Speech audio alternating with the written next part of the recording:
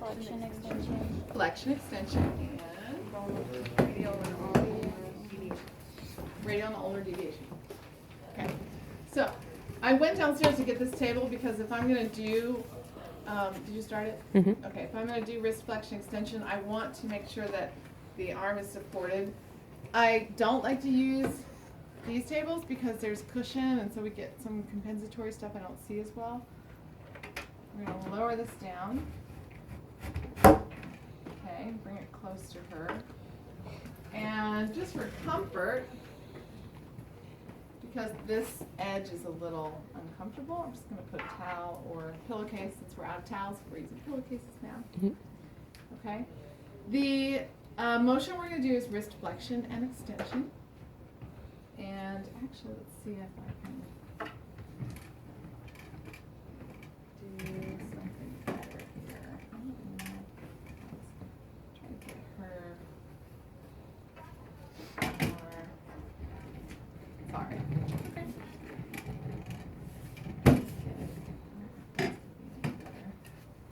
Probably not. No. Okay. It's this thing kind of messing me up a little bit. But the measurement is going to be over here. So what I was trying to do is eliminate the fact that this table is going to be in my way. So Let me just move my arm out. you could do that. We won't have as much support. And you can also use a different goniometer, which doesn't have the big round thing. And so now I can line up just perfectly. And you guys are welcome to use this. Other solution would be to bring her out a little bit more, but I'm not really thrilled about this, so I would have her scoot forward. Okay, and then sit up nice and tall. But you're not going to get as much support from the table, so you might see more compensatory stuff. You know, remember the rule for your muscle testing and goniometry is to use the body weight as much as you can to stabilize. So, you know, the more that's kind of out there, hanging out there, the less stability you're going to have. So, your landmarks are going to be this big bony structure that makes up the lateral, that would be the medial part of the wrist, even though it's lateral in this position. What's this big bony landmark before the proximal to the wrist crease? Ulnar styloid, okay? That is your axis point.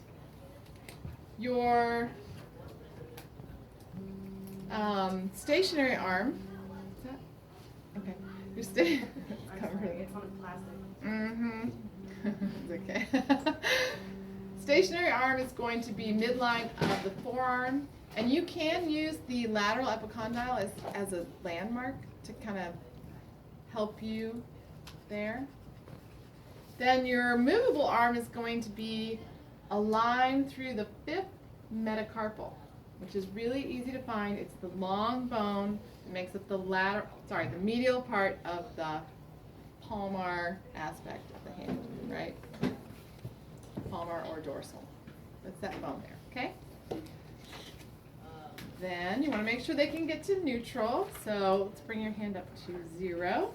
And what I'd like you to do is just bring your hand down as far as you can. Try to have them not use their fingers a ton. You know, they might use it a little bit, and that's okay, but try to keep the fingers fairly straight. You can curl them a little bit if you need to. Okay, so just keeping them pretty straight. Wow, she's got a lot of wrist flexion. So she's at right there. You see that? Come close. Right there. So we started here. 0. Went down. 5th metacarpal. 90.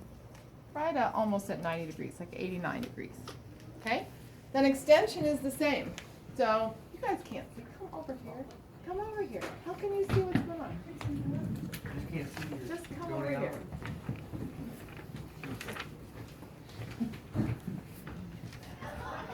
Okay, here we go into extension. And bring your palm up. Good, as far as you can. Okay, you want to check your landmarks. Check your landmarks. Check your landmarks. Right? And she's got 76 degrees. Okay? Now, if we wanted to do passive, the only thing is holding your goniometer and bringing the palm up together, right?